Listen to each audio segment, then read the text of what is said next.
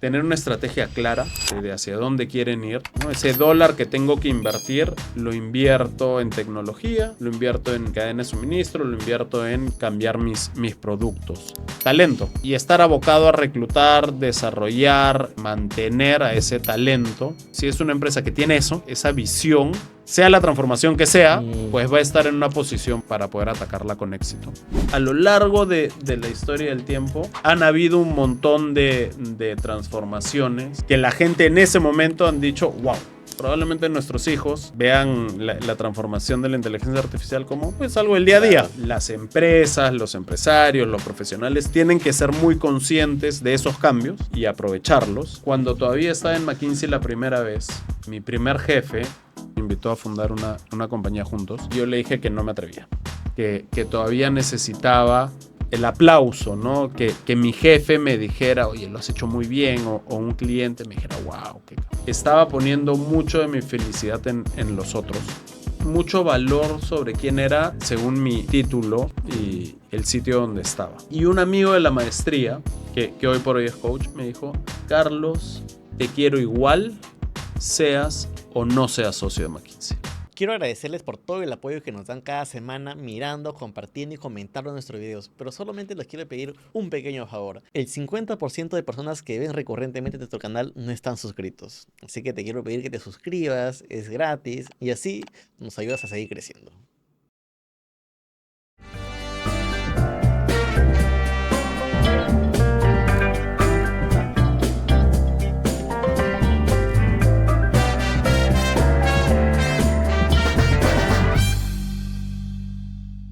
Bienvenidos a un nuevo episodio de Gurú Motivación. Como cada semana compartimos historias de personas que inspiran y crean un cambio positivo en la sociedad.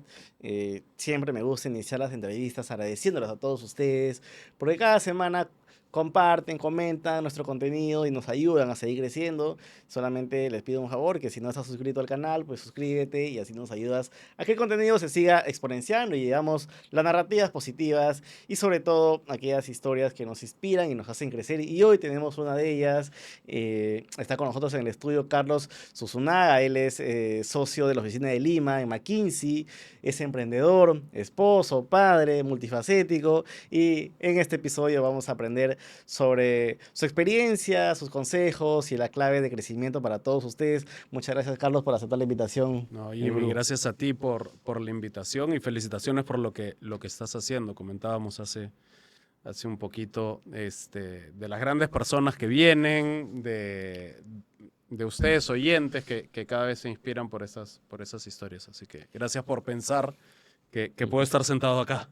Bueno, yo siempre cuando tengo perfiles como los tuyos, tengo una gran responsabilidad, que es en una hora pues sacar lo mejor de tu experiencia, y si no lo hago, la audiencia me castiga con los comentarios, así que espero estar ahí a la altura. Y una de las cosas que veía mientras me preparaba para la entrevista, y sigo en LinkedIn ya mucho tiempo, compartes de forma recurrente tu contenido, y encontré una charla tuya de hace 9 años, donde hablabas una postura tuya sobre esto de por qué no ser dos. Siempre en la vida nos dan a elegir o A o B, y tú dices, pero yo puedo ser ambos, o siempre ir contracorriente, y eso te lleva a ti a hacer una carrera en el mundo profesional. Estás en McKinsey, has estado en Alicor, liderando transformaciones, eres el cofundador de Comunal, un cowork que entiendo que está en México y con muchas miras a expandirse. Y ahí mi pregunta es, primero, ¿cómo nace ese pensamiento? ¿Cómo ha sido esa ruta que te ha llevado a todo lo que tienes hoy y qué tal ha sido el proceso, pues, ¿no? Sí, mira, creo que nace porque nunca fui lo suficientemente bueno en una sola cosa, ¿ya? Entonces, yo vengo de un colegio católico, todo de hombres, y ahí jugar fútbol era como, ¿no? La primera meta era ok, ¿no? Si mis amigos te están escuchando, te dirían un poquito menos que ok, pero estaba ahí, ¿no? Ay. No era elegido el primero ni el último. En el colegio, en la parte académica, no era el primero de la promoción, tampoco el último, era de los primeros, no sé si de los primeros, pero era ok. Entonces en todas estaba como a media tabla, ¿no? O un poco por encima. Quería tocar guitarra, me salía bien, pero tenía amigos que tocaban guitarra muchísimo mejor. Tocaba cello en la orquesta del colegio y era el de refilón, ¿no? Teníamos una orquesta de 60 personas y sí, pues habían 2 chelistas muy buenos y yo estaba al costado haciendo la finta. Entonces, sin darme cuenta, lo que tenía era muchos intereses, ¿no? Y con esos intereses, pues así apareció la posibilidad de, como dije en ese momento, y de ahí conversaremos más porque han pasado casi 10 años de esa charla y he cambiado mucho yo como persona. Pero me di cuenta que podía hacer muchas cosas a la vez, ¿no? Y es así como cuando estudiaba economía en la Pacífico, tenía una revista de economía y política, pero también enseñaba en las academias, ¿no? A los alumnos más jóvenes, no sé, microeconomía y mate 1, etcétera, etcétera.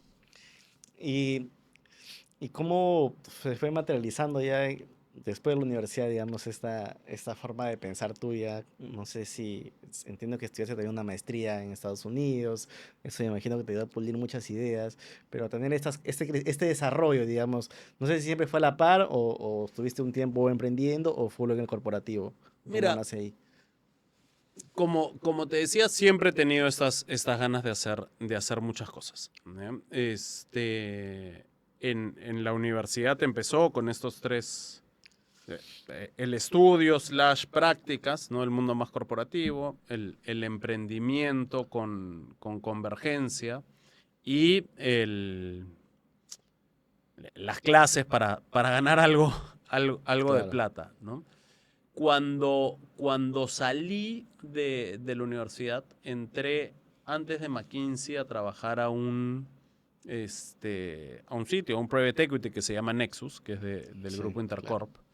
Y ahí habían muchas cosas por hacer, ¿no? Recién empezaba el private equity de Intercorp y había que crecer toda la parte de real estate de supermercados peruanos. Querían seguir comprando empresas, querían seguir creciendo Casandina, Cineplanet. Entonces, de Sí. un solo rol, pues empecé a ver que podía hacer muchas cosas. Y cuando cambio a McKinsey, 2 años después, era un poco lo mismo, ¿no? Si bien era un rol ser analista de una consultora, iba a cambiar de jefes, ¿no?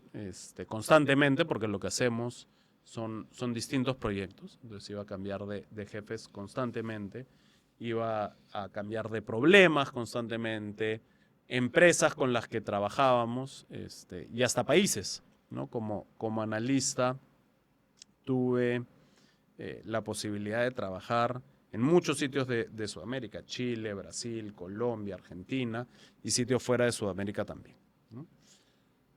Y yo creo, y eso siempre estuvo ahí, pero yo creo que hay un momento clave. Me quería mudar de mi casa, ¿no?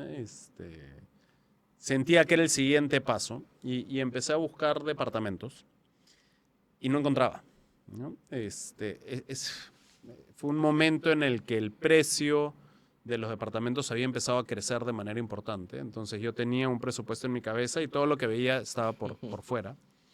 Y un día, paseando por Barranco, vi un panel que decía Armando Paredes se construyen lofts, ¿no? Lofts son estos departamentos sin paredes, Claro. donde la cocina está integrada con el cuarto, y un teléfono.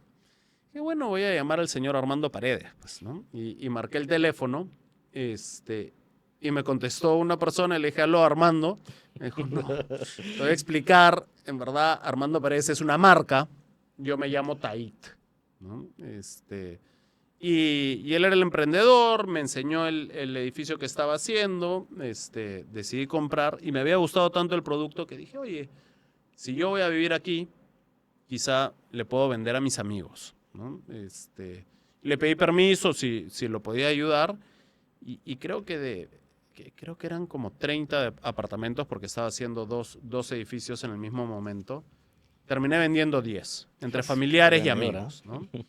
Y Tait, ahora uno de mis mejores amigos, dijo, wow, hay algo ahí, ¿no? Y esa fue, Claro. creo, la primera vez que realmente empecé a vivir el mundo corporativo y emprender, ¿no?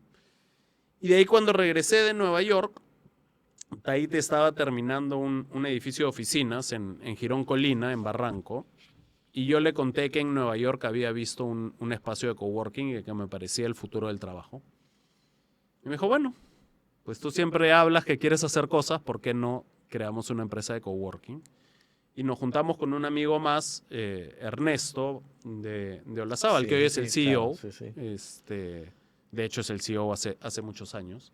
Y dijimos, ¿por qué no lo hacemos? Y en el 2013 creamos nuestro primer espacio en Barranco.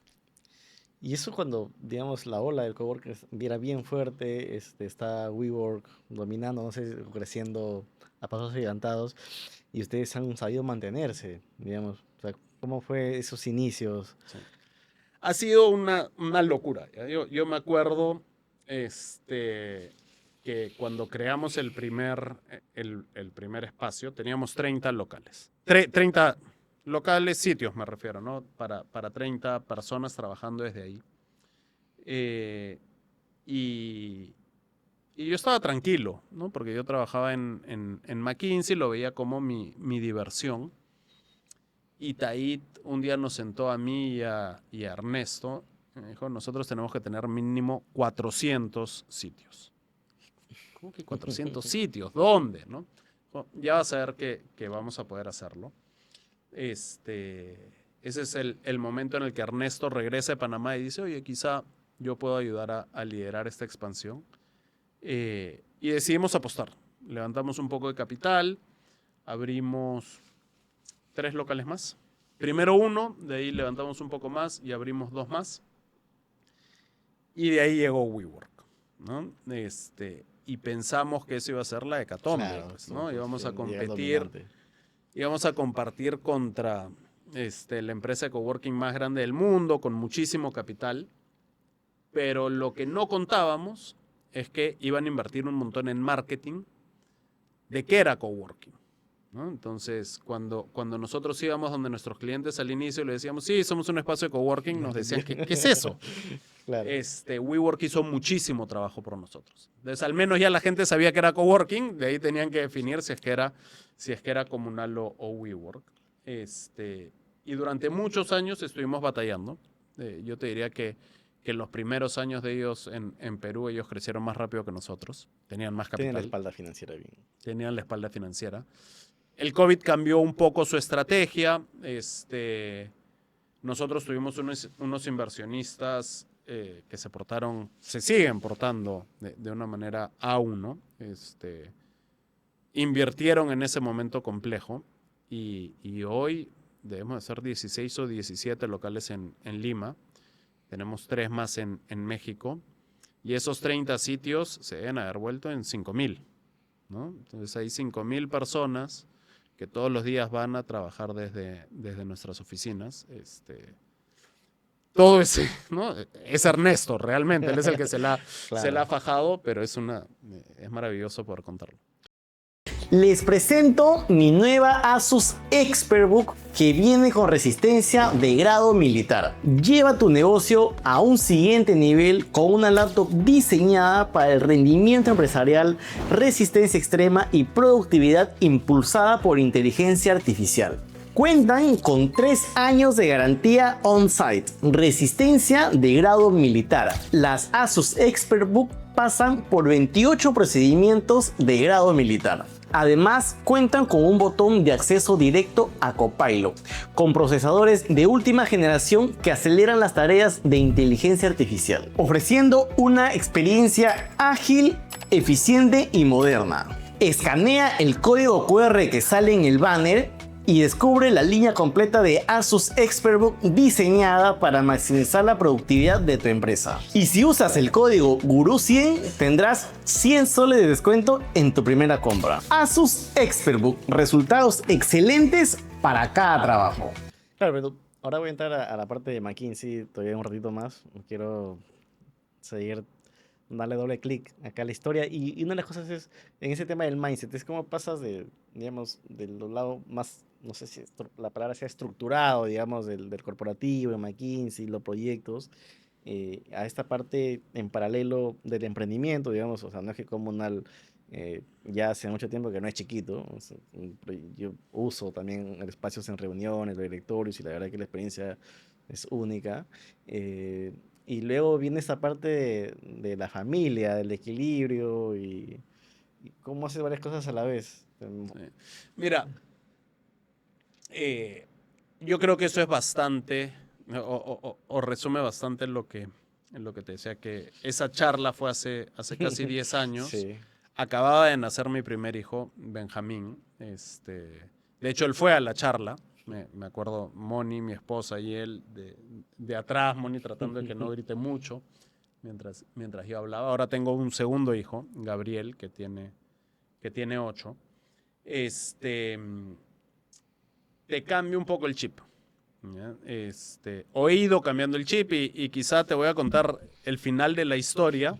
No quiere decir que desde ese momento tuve la claridad, pero sin duda soy una persona a la que le gusta hacer muchas cosas, pero no podemos hacer todas, ¿no? Cuando lanzamos Comunal y algunas otras cositas que teníamos, no tenía ningún problema después de mi chamba en McKinsey, reunirme con mis socios de 8 a 11 de la noche, ¿no? 2 o 3 veces por semana y el sábado un rato. Hoy ya no me duermo a las 11 de la noche, ¿no? Hoy he aprendido que pues el sueño es algo muy, muy valioso y tener 8, ¿no? 7, 8 horas de sueño Claro. es importante. Entonces ya no puedo tener esas reuniones.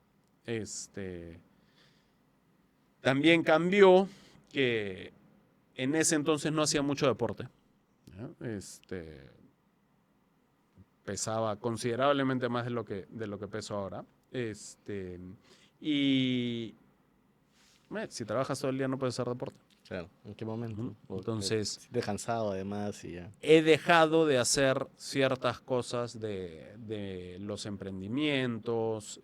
Trato de ser mucho más consciente con mi tiempo para poder tener tiempo para hacer las cosas que en el largo plazo son importantes, ¿no? Hacer deporte, estar con mis hijos, estar con Moni, ¿no? Con mi esposa, y estar conmigo mismo también, ¿no? Tener espacios donde estoy solo, reflexionando de el momento en la vida en el que estoy. Entonces, trato de mezclar las cosas. Mis 2 hijos, por dar un ejemplo, mis 2 hijos corren olas hace un año. Pues yo este año he decidido que voy a aprender a correr olas, ¿no? Claro. Soy pésimo todavía, pero ya hay una cosa que hago con ellos, que además es deporte, ¿no? Que en el futuro, cuando todos seamos mejores, pues podrá incluir viajes, podrá generar una relación como mucho más Claro, cercana. más cercano. Entonces, sigo haciendo muchas cosas, pero creo que ahora soy más consciente de que esas más cosas tienen que estar mejor alineadas con mis valores. Vamos a volver luego a estos puntos. Y McKinsey es una de las, primero, una de las consultoras y empresas con más reputación en el mundo, muy admirada, produce mucho conocimiento. De la universidad siempre reviso McKinsey Insights, de ahí veo lo último que Ujú. está en la tendencia. eh, y eso mismo yo creo también por el nivel de profesionales que tiene dentro, hace que sea muy, digamos, donde los profesionales quieran estar, ¿no? Y hace que los procesos sean complejos. De hecho, es una de las empresas más difíciles de ingresar, tipo Google o Ujú. empresas globales. Y ahí quería que me cuentes un poco cómo fue tu proceso, si en algún momento tuviste de repente una traba mental y dices, no la hago acá, no es mi espacio, o cómo fue el ser parte. Y entiendo que estuviste en dos etapas, Ujú. en Sí. eso. Mira, cuando yo postulé a McKinsey en el 2008, McKinsey era muy, muy chiquitito en Perú. Se acababa de fundar. Lino, a quien entrevistaste hace unos meses, la fundó en el 2006. Cumplimos este año 20 años en Lima, ¿no? Entonces, no había realmente un proceso. Llamaron a 6 personas, terminamos terminando de entrar 4. Me acuerdo como si fuera ayer las 3 personas que me entrevistaron, con quienes me fue bien, con quienes me fue mal. Me acuerdo las cosas que le respondí a Lino y todavía digo, ¿cómo le pude haber dicho eso? O sea, ¿cómo me contrataron habiendo dicho eso? Al final apostaron por contratarme. Y creo que lo he disfrutado muchísimo. Incluso cuando me fui, estaba muy, muy contento. Ahora te cuento un poco más de eso. Pero en la consultoría siempre sientes que estás un pasito atrás de las cosas. ¿Okay? Es la mecánica por la que hace que gente muy talentosa, como decías, se esfuerce tanto, porque siempre piensa que, uy, le falta algo, le falta algo, le falta algo. Y en ese momento ya había nacido Benjamín, mi hijo, queríamos tener un segundo hijo. Dije, quizás es un momento de dar un paso al costado. Venía trabajando con Alicorp. Usualmente no decimos con quiénes trabajamos, claro, pero en este caso se cae maduro porque sí, me fui a trabajar con ellos. Ellos tienen un lindo propósito y en ese momento tenían una linda aspiración. Pedro, quien era mi cliente y después fue mi jefe, me ofreció acompañarlo en ese sueño y fueron 5 años maravillosos que terminaron conmigo liderando la transformación digital y analítica muy temprano para una empresa de consumo en Latinoamérica,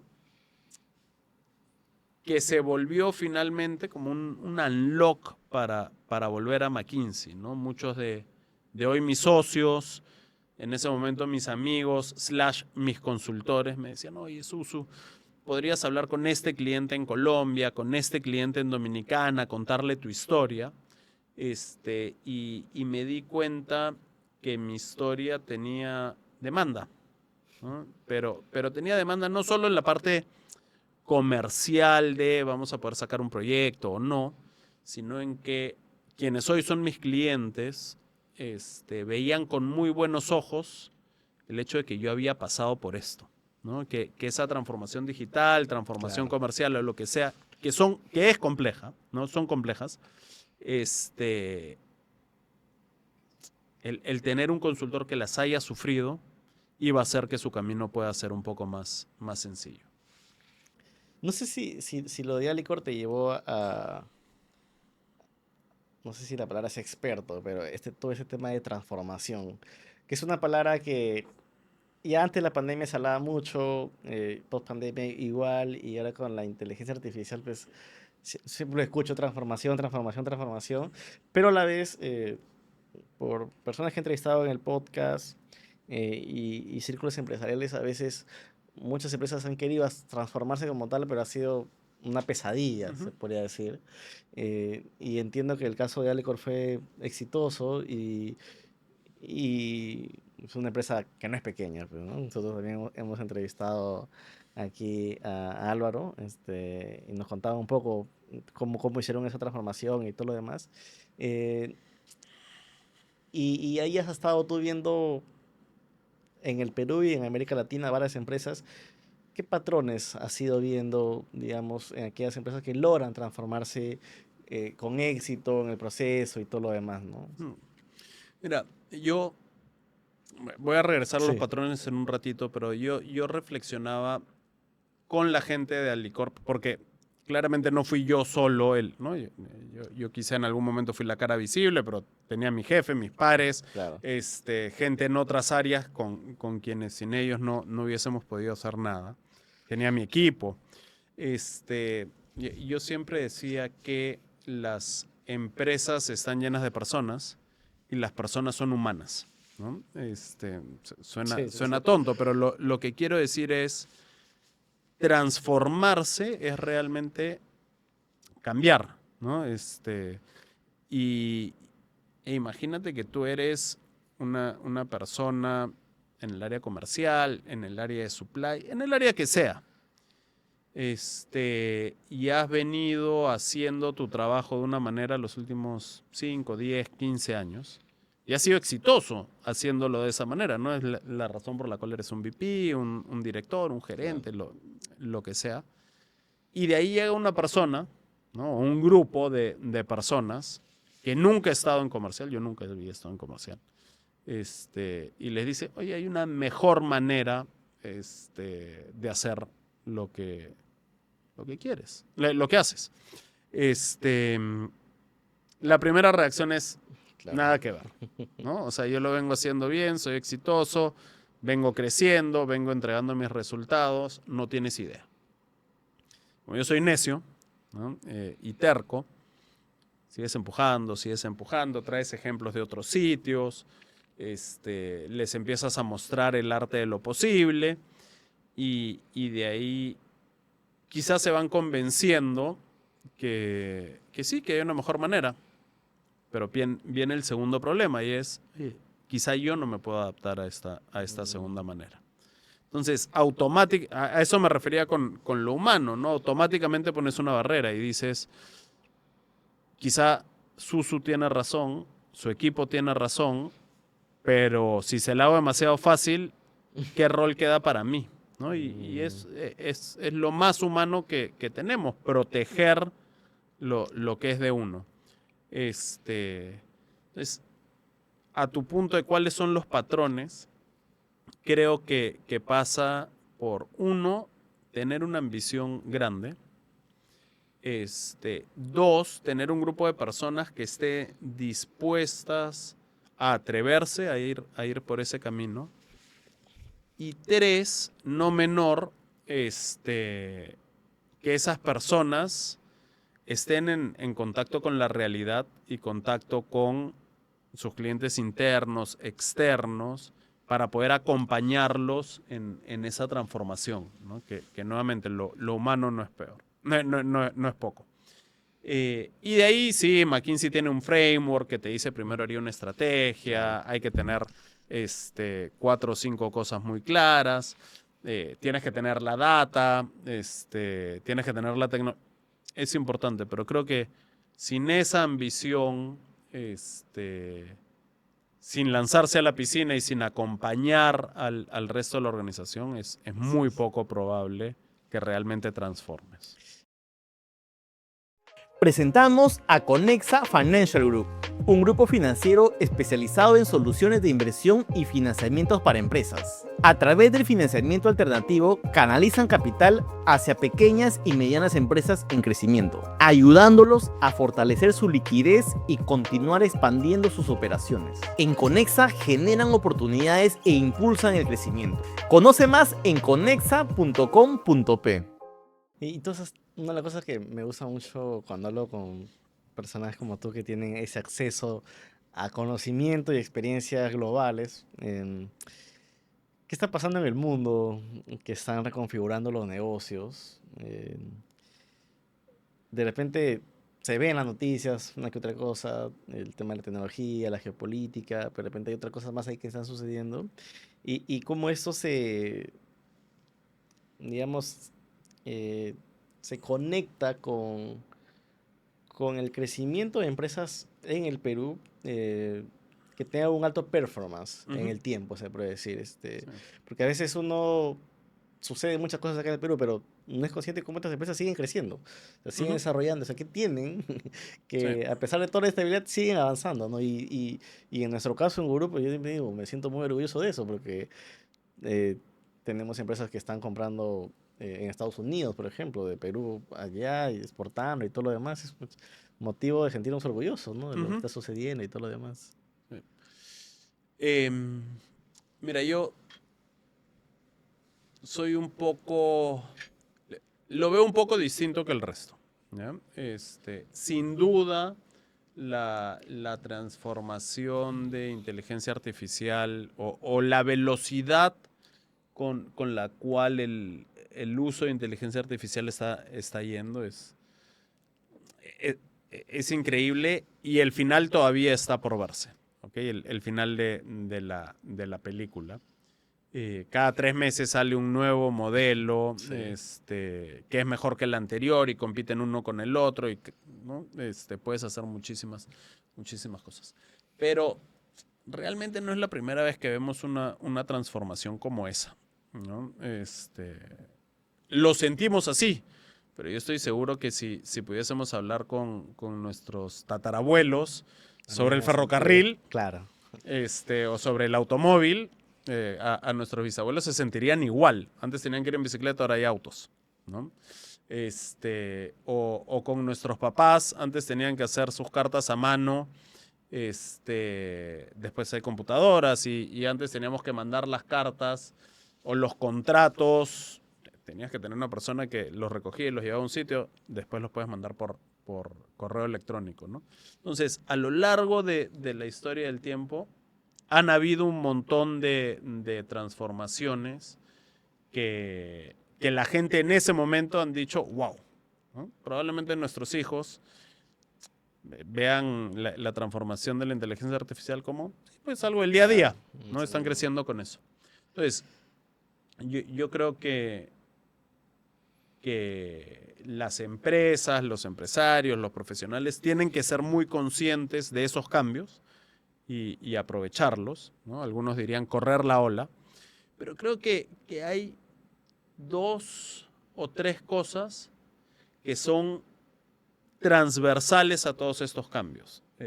Y son, a tu punto, las que diferencian estas empresas que crecen y constantemente y se reinventan y cuáles no, ¿no?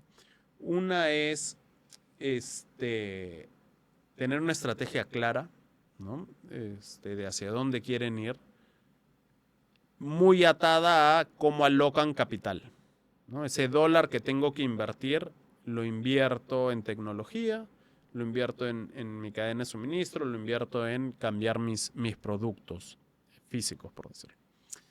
Ese sería como 1/2, ¿no? Estrategia de alocación de capital. Y el segundo o tercero es talento, ¿no? Tener una clara estrategia de talento y tener y estar abocado a reclutar, desarrollar y mantener a ese talento nuevamente alocado a estas apuestas de crecimiento, estas apuestas de eficiencia. Yo creo que si eres, ¿no? Si es una empresa que tiene eso, esa visión, sea la transformación que sea, pues va a estar en una posición para poder atacarla con éxito. Y de hecho, hoy por hoy, mis clientes sí tienen estos proyectos para usar AI para ser más eficientes, pero mucha de la reflexión, sobre todo la reflexión del liderazgo, tiene que ver con talento y tiene que ver con la estrategia y hacia dónde van. Y eso puede funcionar también para las pequeñas empresas o empresas emergentes, ¿no? Que el Perú, pues, nosotros por el trabajo que hacemos en Gurú, llevar las historias, nos ven bastantes empresarios emergentes, o sea, que tienen 50, 100 trabajadores, 200, y con muchos sueños primero, con un propósito de seguir avanzando, creciendo. Y claro, ellos están, es como escalo, ¿no? Cómo lo llevo a un siguiente nivel, ¿no? Y lo que tú me cuentas fácilmente se aplica. 100%. Eso, Tait es un empresario, ¿no? Con quien cofundamos Comunal. Y Ernesto también, cuando entró a su rol, decía, ambos desviven por el talento. O sea, a su manera, cada uno de ellos, pero, o sea, yo me acuerdo de haber tenido conversaciones cuando Comunal recién empezaba, pues vendíamos 6,000 soles al mes,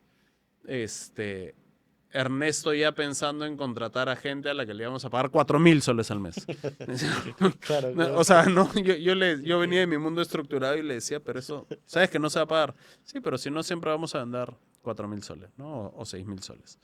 Entonces, incluso en empresas pequeñas, si ponen primero a las personas, si ponen primero al propósito de la empresa, las posibilidades de que sean más exitosas que el resto están las probabilidades están a su favor, ¿no?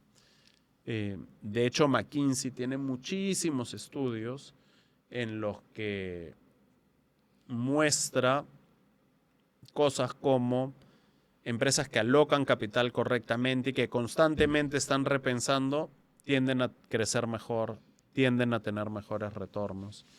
Quienes tienen una estrategia y ejecución de esa estrategia de talento clara, también tiene mejores retornos. Entonces son dos cosas que nuevamente, al margen de la transformación que estén viviendo, perduran en el tiempo.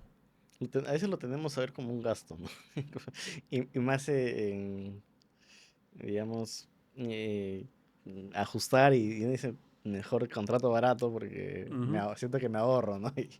Y puedo alocar ese capital que me ahorro en otros, pero resulta que no siempre es así, ¿no? Porque las personas son las que te mueven gran parte de la ecuación, ¿no? Sí. Y son las personas también las que te retan a ti a mejorar, ¿no? Yo a lo largo de mi carrera, yo voy a terapia hace mucho y siempre bromeo con mi psicólogo. Yo tengo mis némesis, ¿no? En los distintos trabajos en los que he estado, tengo esas personas con las que usualmente me llevo súper bien, usualmente trabajamos muy, muy bien juntos, pero son las personas con las que sanamente en mi cabeza estoy compitiendo, pero realmente ellos me están llevando a ser mejor profesional, mejor persona. No, y armas equipos ahí de alto performance, pero de todas maneras, Sí. ¿no?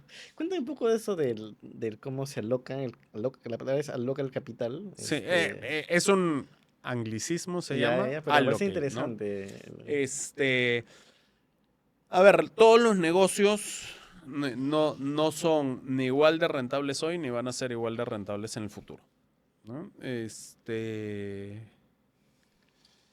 Alocar capital pasa por entender dónde vas a tener los mejores retornos hoy y en el futuro, y casi que quitarle la humanidad o esa reflexión más psicológica al mismo y ser muy frío, ¿no? Te voy a dar algunos ejemplos. Hacer harina. Yo nunca empezaría un negocio para hacer harina en Perú hoy día. Necesitas mucho capital, ¿no? Necesitas molinos para moler el trigo y demás. Y los márgenes son muy pequeños, ¿no? Y además tus clientes están demasiado esparcidos, demasiado atomizados y necesitas escala, ¿no? Alicorp lo hace muy bien hoy por hoy porque tiene los molinos hace décadas, porque ya llega a todos los puntos de venta, ¿no? Entonces es muy, muy eficiente. Ya adicionalmente, uno diría, oye, cada vez se va a comer menos harina. Hay pan sin gluten, la gente ya no quiere comer pan. Entonces, no solo que el negocio hoy tiene unos bajos retornos, sino que a futuro se debería de consumir menos. Y el tiempo dirá, ¿no? Pero debería. Entonces, ese en principio sería un negocio en el que uno dice, oye, ¿no? Mejora loco data centers, por ejemplo, ¿no?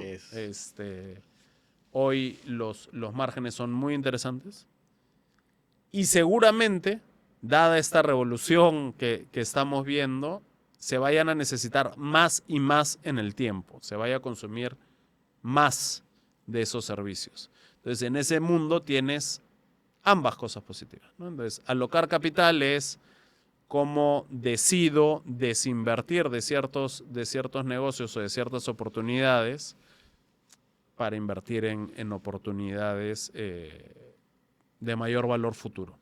Y eso es, quienes son más rentables en el largo plazo, pues lo hacen de manera consistente. ¿Y eso en línea con la estrategia de diversificación de una empresa? O sea, ¿En qué momento uno dice, mira, me toca diversificar acá, entonces por necesidad o por oportunidad? ¿O en qué momento dices, te va a desviar del foco principal y te puede ir súper mal Sí. Hay un libro este, que, que escribió McKinsey hace muchos, muchos años, que se llama The Alchemy of Growth, la alquimia del crecimiento. Y cuando yo entré a Licorp, mi jefe, Pedro, me regaló 2 libros. Uno de valorizaciones, que también había escrito McKinsey, y este de aquí. Y lo que te dice es, tú siempre tienes que estar creciendo. ¿Okay? Empresa que no crece muere. Pero tienes que estar creciendo de una manera,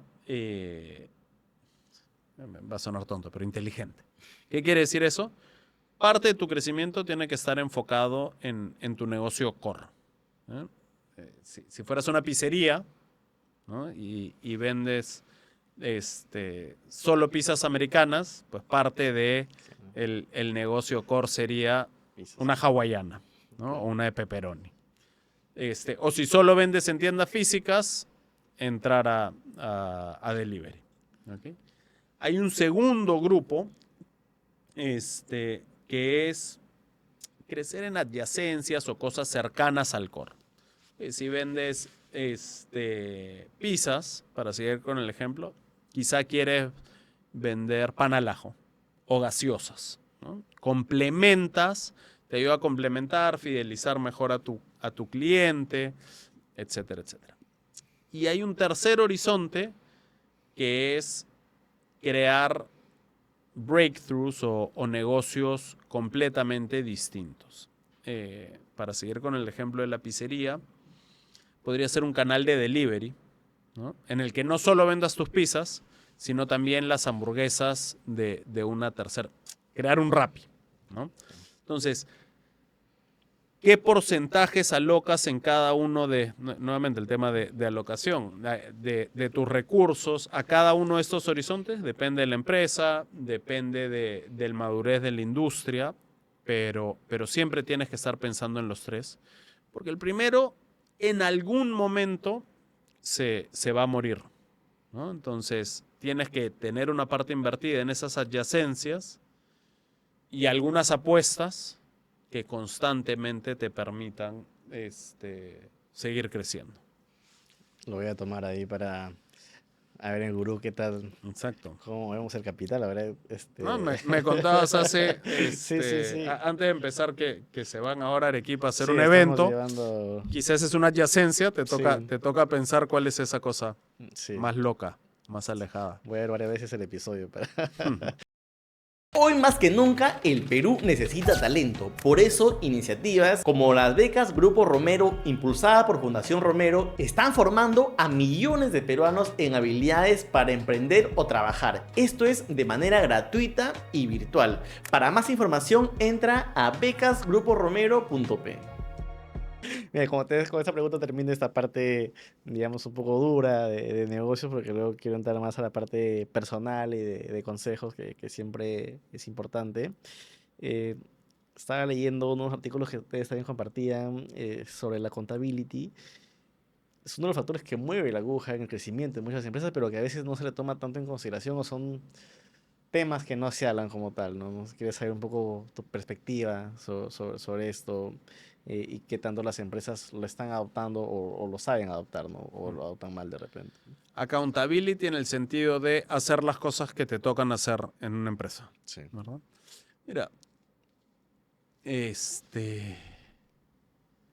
creo que volvemos a uno de los puntos anteriores de que las organizaciones están llenas de personas y por lo tanto llenas de ecosistemas complejos, ¿ok? En donde no solo las empresas, el sector público, una municipalidad, creo que todas las personas que entran a un lugar llegan con la idea de ser accountables, de hacer lo mejor que pueden para lograr las cosas, pero ahí la vida ocurre, ¿no? Life happens. Y cuando tienes 500, 1000, 10.000 personas tratando de ser accountable uno por uno, al final nadie termina haciéndolo, ¿no? Y cuando empiezas a tú tener objetivos personales y los otros también tienen objetivos, no siempre conversan, ¿no? Y de ahí entra una siguiente capa de complejidad que son los incentivos, ¿no? Yo me acuerdo cuando estaba en Alicorp, y ahora lo veo muchísimo con mis clientes, ¿no? Los benditos Balance Scorecard y las benditas metas. La gente quiere llegar a su meta, pues. La manera más sencilla de llegar a tu meta es poniendo una meta baja, ¿no? Claro. Entonces, sí, puede ser accountable de esa meta, pero si la meta es cualquier cosa, ¿Qué no tanto sé si se puede? realmente está Claro. siendo accountable, ¿no? En algún momento leía, es muy común en las empresas, y a mí me lo decían mucho algunos antiguos jefes, under promise and over deliver, ¿no? Promete poco y entrega por encima de eso que prometiste. Y había un artículo que decía que era mejor over promise y under deliver que la inversa, ¿no? Te doy un ejemplo. Yo digo que voy a llegar a 10, termino llegando a 12, entonces me gano todos ¿no? las medallas, todos me felicitan y demás. Pero hay gente que está dispuesta a llegar a 20 y termina llegando a 17. 17 es más que 12, entonces Claro. en la realidad estás mejor. Pero claro, nadie quiere decir, oye, yo te dije 20 y llegué a 17. Pues, ¿no? Claro. Entonces, creo que ahí hay un tema no solo de accountability, sino de cómo nos creemos que podemos dar más, y cómo podemos trabajar como ecosistemas en las organizaciones para que todos podamos dar más, ¿no? Y hay una parte de la historia que yo todavía no logro solucionar, es entonces cómo incentivas a la gente, ¿no? Para que, sí, pues llegar a 17 cuando te dije que iba a dar 20, sea hasta más aplaudido que dar 12 cuando dije que iba a dar 10.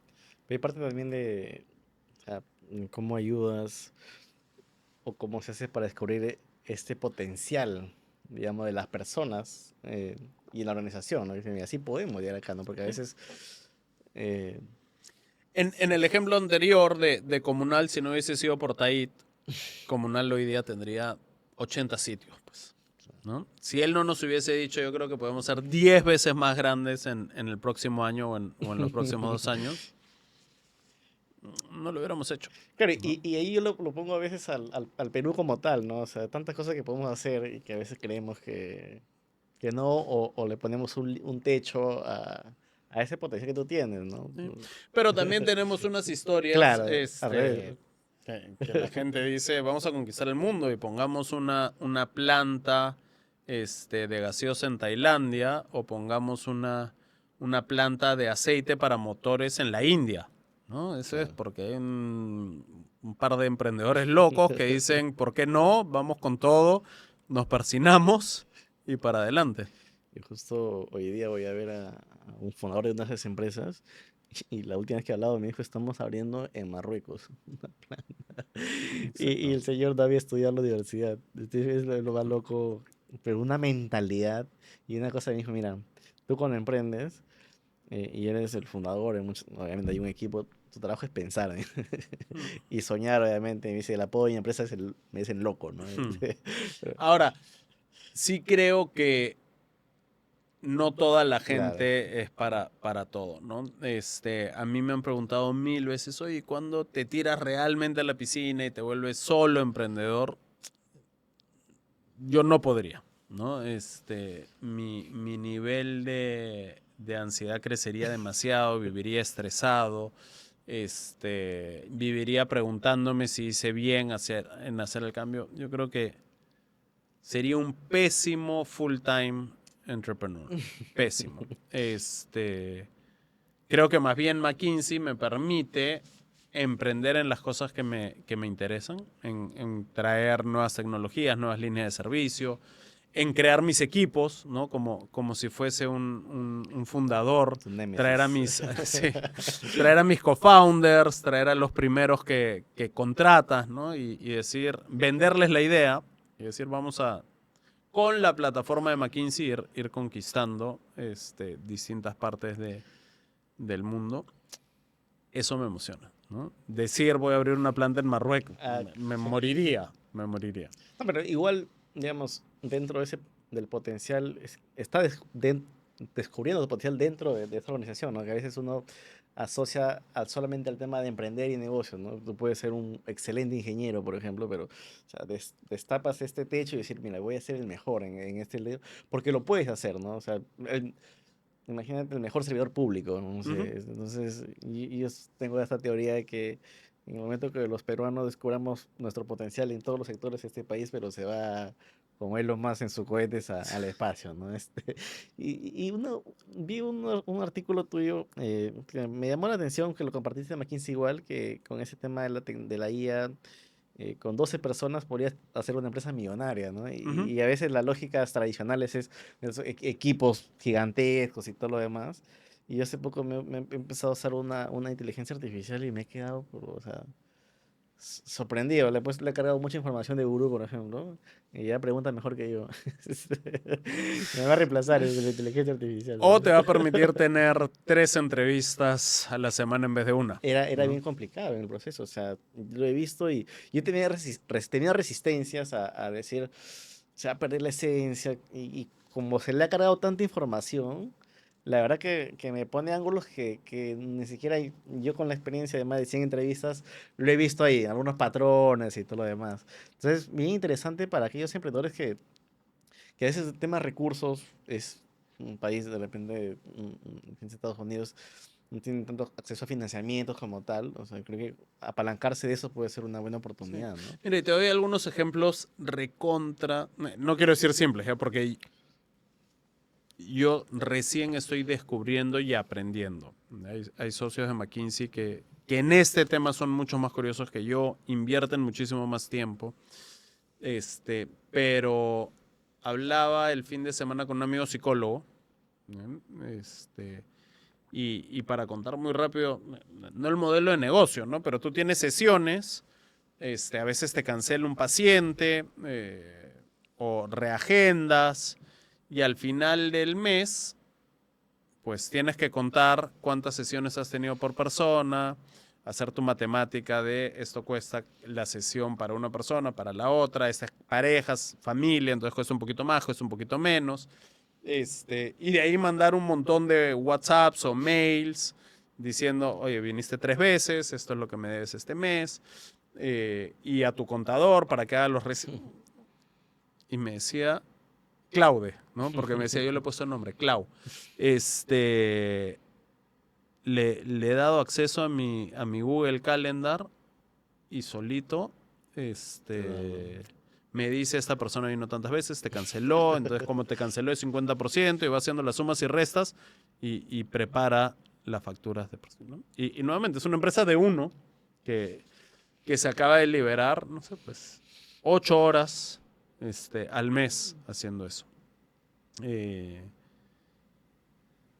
O un arquitecto que tiene que, no, un arquitecto de interiores que tiene que diseñar un espacio que antes se hubiese demorado una semana para hacer uno y ahora con la tecnología, para hacer una versión del espacio, ahora con la tecnología en un día puede tener Claro. 5 versiones distintas, ¿no? Y tener un feedback mucho más rápido con su cliente, que le diga me gusta la 2 y la 4 y de ahí desarrollarlo un poquito más. Y una de las cosas que te escuché hablar en el desarrollo de la entrevista es que tú tienes tu psicólogo, no sé si hace cuánto tiempo, pero quería preguntarte qué tanto te ha ayudado a ti a descubrirte y a mantener eh, digamos, a ver, o sea, jugar bien el partido o los partidos que tiene, ¿no? Porque a Ujú. veces cuando uno en el trabajo, por ejemplo, hay carga igual, hay presión, proyectos que salen bien, proyectos que salen mal. en el emprendimiento, un proyecto que sale bien, un proyecto que es la familia. Entonces uno se tiende a sobrecargar, ¿no? O sea, ¿qué tanto te ha ayudado eso? Y te lo pregunto porque creo que los emprendedores siempre, en general estamos sujetos a mucha presión, ¿no? Y a veces cuando uno empieza a trabajarse, a Ujú. descubrirse, a conocerse, eh, pasas mejor el Sí. partido y tienes para rato, se puede decir. Sí. Mira, yo empecé a ir al psicólogo desde que nació mi hermano. ¿Ya? Que mis papás dijeron, algo, tienes que ir.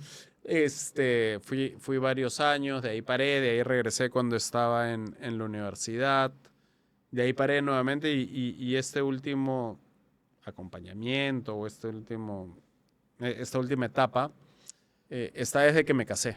Por alguna razón extraña, tanto mi esposa como yo, una vez que nos casamos, los dos empezamos a ir al psicólogo.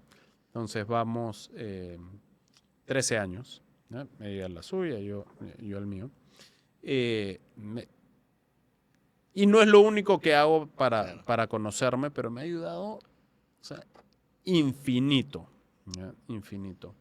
Este, Cuando todavía estaba en McKinsey la primera vez, mi primer jefe me invitó, él acababa de salir de Nexus y me invitó a fundar una compañía juntos. Y yo le dije que no me atrevía, que todavía necesitaba como que el aplauso, ¿no? Que mi jefe me dijera, oye, lo has hecho muy bien, o un cliente me dijera, wow, estaba poniendo mucho de mi felicidad en los otros. eh, y mucho valor sobre quién era según mi título y el sitio donde estaba. Eh, Hoy por hoy me queda clarísimo que, que yo, o sea, si bien soy socio de McKinsey, ser socio de McKinsey no me define. Es una de las cosas en un mundo muy, muy amplio. De hecho, el proceso de elección de socios es tanto o más difícil que la elección cuando recién entras. Y para bien o para mal, yo fui 3 veces a ese proceso. Es un proceso global. La segunda vez, todos estábamos convencidos que me iban a ser socio, ¿no? Había cumplido con todo lo que pedían, venía con mucho soporte de otros socios de la región y de fuera, entonces lo dábamos casi que por hecho. Y no salió. Me llamó, ¿no? Me acuerdo clarísimo, estaba manejando, me llamó el líder de la región y me dijo, Susu, ¿tienes un minuto? Le dije, Para para ti. hablar todo el tiempo que quieras. Dijo, creo que va a ser un poco más corto de lo que te imaginas. Y de ahí me dijo que no me habían hecho. Y un amigo de la maestría, que hoy por hoy es coach, me dijo, Carlos, te quiero igual, seas o no seas socio de McKinsey, ¿no? Y creo que esas son las cosas que te hace dar cuenta que uno es uno, ¿no? Que sin duda, como decía anteriormente, el trabajo es parte fundamental, pero no lo es todo. Y cuando empiezas a hacer ese chip, ese cambio de chip, te das cuenta que esos estreses de los que me preguntabas son en el gran esquema de las cosas menos importantes, ¿no? Nadie se va a acordar del mail que mandaste a las 11:45 de la noche, ¿no? Nadie se va a acordar en 20 años si es que un proyecto salió mal o salió bien. Claro. Yo creo que lo importante es tratar de hacer siempre lo mejor que puedes. Este, y quererte mucho. A veces somos muy exigentes con nosotros mismos, pero ya creo que pasamos, hasta tendemos a no ser conscientes de lo buenos que somos, ¿no? Y ese querer más, más, más, más, y a veces pasa mucho cuando recién estás iniciando esa aprobación, ¿no? Y Sí. que Esa es te una puede buena palabra, alterar el... aprobación. Y creo lo otro es, uno tiene que ser muy, muy sincero, y es de lo más difícil, ¿no? Con qué felicidad para uno, ¿no? Ahí decías tú en tu video, ¿qué es la felicidad? Expectativa menos... Algo era Sí, ahí, no recuerdo. expectativa menos realidad, Sí, sí, ¿no? sí, expectativa. Entonces, Yo creo que si uno... Yo no quisiera ser CEO de Google, ¿no? Creo que no lo necesito, creo que me traería demasiado estrés. Iba a decir Claro. CEO de una empresa peruana, pero preferí decir algo de Claro. fuera. Creo que el desgaste de las otras cosas sería demasiado. Yo estoy feliz donde estoy. Claro. ¿Y cómo es este proceso de descubrir tu potencial? O sea, de trabajarte para... O sea, no sé si la palabra ser el mejor, pero es como, yo puedo hacer bien esto, puedo avanzar y soy capaz de eso, ¿no? Sí, mira, yo creo que, y lo escuchaba, si no me equivoco, de Arnold Schwarzenegger, ¿ya? La persona que uno diría, ¿qué tiene que...? ¿no? Él decía, a mí me preguntan si yo soy self-made, o sea, hecho por mí mismo, ¿no? Los emprendedores, mucha gente dice, sí, yo empecé de... ¿no? Y él decía, nadie es self-made, ¿no? Todos tienen un grupo de amigos y familia y personas en la empresa que te ayudan a desarrollarte. Creo que McKinsey es un ejemplo clarísimo. O sea, yo no podría ser lo que soy sin mis socios, sin mis equipos, sin el equipo de soporte, de desarrollo profesional, de recruiting, de finanzas. No podríamos Claro. hacer todo lo que hacemos. Y sin duda no podría hacer lo que hago en McKinsey si no tuviese en mi casa a una esposa como Moni, no solo que me soluciona la vida en muchísimas cosas, sino que me empuja y me reta y me dice, oye, pero podrías hacer esto, has pensado tal cosa, que está ahí para mí siempre. Y tampoco podría ser sin mi familia más antigua, mis papás, mis hermanos que me Claro. empujaron, que me dieron, y mis némesis que me retan a ser mejor, ¿no? Entonces, creo que cuando uno se da cuenta, para responder a tu pregunta específica, ¿no? Que la aspiración es importante, que no vas a poder llegar solo a esa aspiración, y que finalmente esa aspiración no es lo único, o sea, esa aspiración profesional y empresarial no es lo único, sino que es un pedacito más de toda tu vida. Y acá voy a sonar un poco alocado, ¿no? Pero como que entras en sincronía, ¿no? Y el universo empieza a fluir de una manera, las cosas empiezan a salir, Claro. ¿no? Y de hecho, sorry que te No, interrumpa, tranqui, tranqui. hay, ¿no? Como está on fire, hay un estudio en básquet que cuando haces no sé cuántas es triples, la probabilidad de que hagas la siguiente es mayor que la anterior. Es porque entras en ese loop, ¿no? Como en el fútbol, ¿no? Cuando estás jugando Cuando y estás jugando te bien, remonta y ¡pah! Se va así. probablemente siga jugando mejor. Yo hace un par de semanas llegué a una de mis sesiones de terapia y le decía, wow, o sea, siento que una cosa está como creándose encima de la otra y estoy muy, muy bien, ¿no? Y es esa sincronía que empieza a funcionar. No, en el libro Outlier habla de eso justamente, ¿no? De que a veces uno nunca está solo, ¿no? Siempre necesita, hay un entorno Ujú. que te respalda en general, ¿no? Y la pregunta final que quería hacerte, y, muchas gracias, la verdad que nos has ilustrado demasiado. Y ahí la audiencia va a decir, pues, si hay 1000 comentarios que quieren una segunda parte, ya hacemos la segunda Hmm. edición. Mentira, mentira. Eh, consejitos de desarrollo personal y profesional a jóvenes que a mí también ven, sobre todo estudiantes universitarios, que los profesores los muestran en el podcast para que aprendan y vivan una realidad. Y también en los clips. Nos gusta hablarle mucho a ellos, Ujú. porque de nuevo, el talento es el futuro. Sobre ya lo que has vivido en general, ¿qué le dirías? Sí.